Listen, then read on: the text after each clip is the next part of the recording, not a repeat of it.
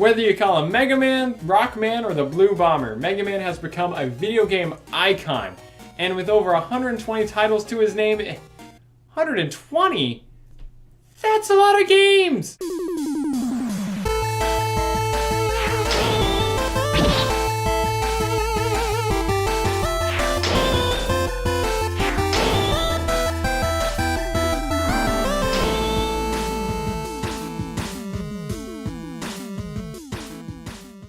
Let's face the facts, 90% of the AAA games released these days are sequels, all of which just trying to cash in on their previous game's success. But when it comes to classic and retro games, there is one series that truly defines the concept of a sequel, and that's Mega Man. Mega Man is the Oxford Dictionary definition of both sequels and spin-offs. I mean, the highest selling games in the franchise are Mega Man 2 and Mega Man X. Isn't that weird that the original Mega Man, released in 1987, is practically forgotten, and it's the sequels that seem to define the series? What started out as a simple self-titled game turned into multiple sequels and spin-offs. And you know, it's probably thanks to its massive amount of games that many game franchises today are just as loaded with sequels.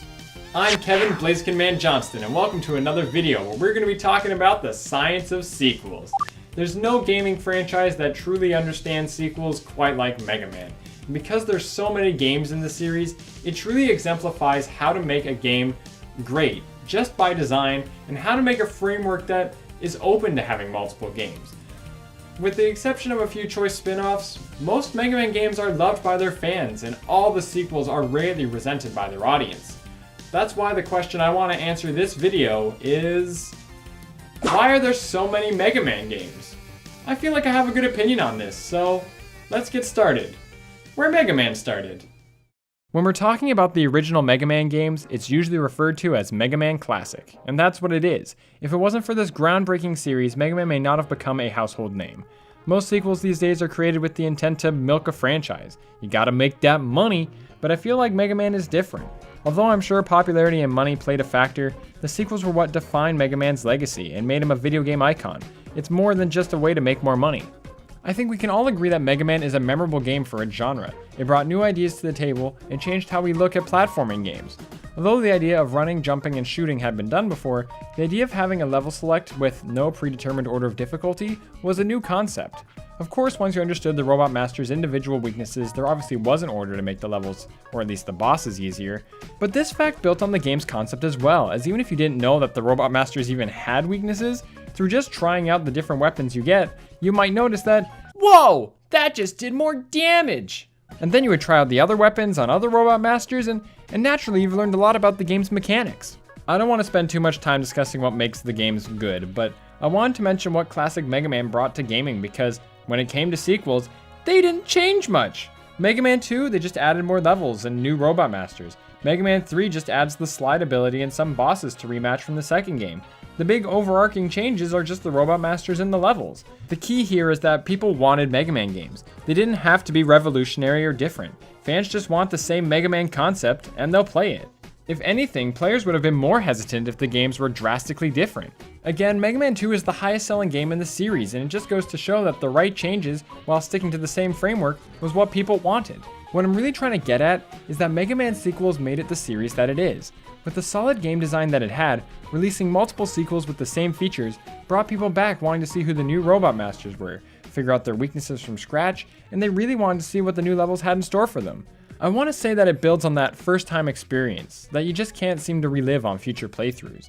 Once you know how to beat the game, there's little replay value, but the times you had going through it were so memorable that you want to relive it all as if it was fresh again. Thanks to Mega Man's genre-defining game design, it became the classic that we all know it to be. The sequels didn't just make for great sales, they cemented the game's mechanics as a sort of standard, making them really iconic. If the sequels were what made the classic series so memorable, how did the spin-offs fare? No different than Mario or Sonic, Mega Man also had his own share of spin-offs. And I'm telling you, Keiji Inafune must look at games differently because when he makes a spin-off, it's not just a few games, it's a whole series and creates a new universe unlike the original. Well, let's look at Mega Man X. For example.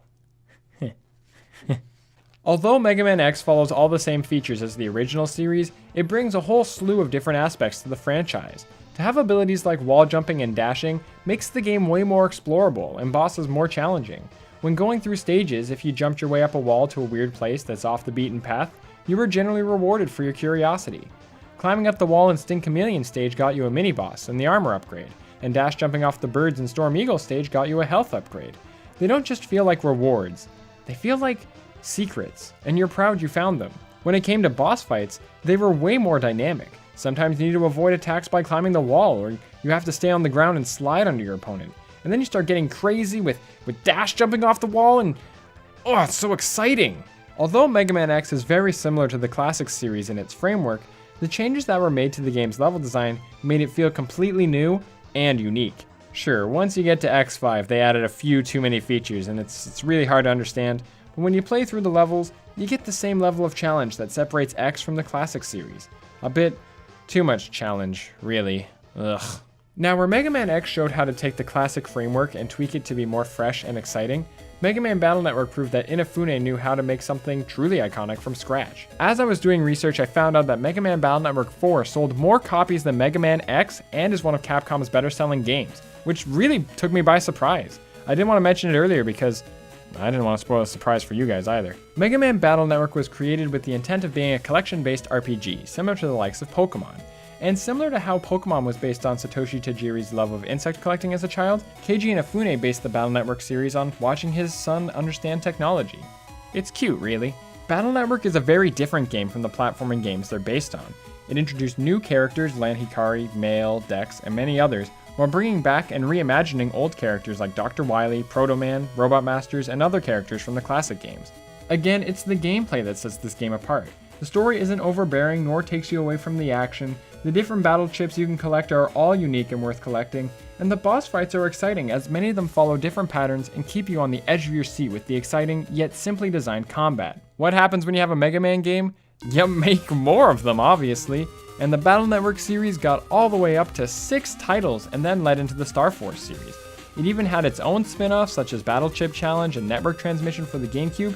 It even had its own version of Settlers of Catan.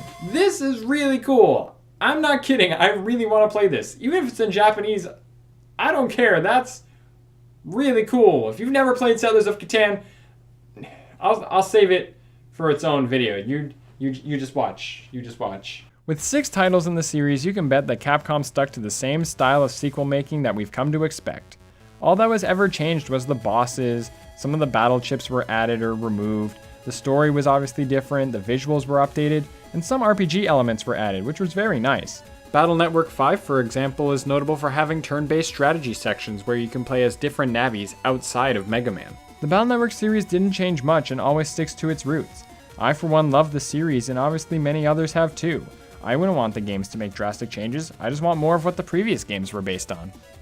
No matter which series you look at, Mega Man Classic, MegaMan X, Battle Network, Mega Man Zero, or even Mega Man Legends, fans of these series will play all the titles, not just one, and feel accomplished. Mega Man proves to be an exciting experience across an entire series, not just one-off games where one is better than the other, unlike some series. As I said when we started, 90% of the AAA titles released these days are sequels, and similar to that of Mega Man, they all make very little changes on their original framework to avoid people disliking the changes. Look at everyone's most hated game franchise, even though it sells more than whatever hipster games you're playing, Call of Duty.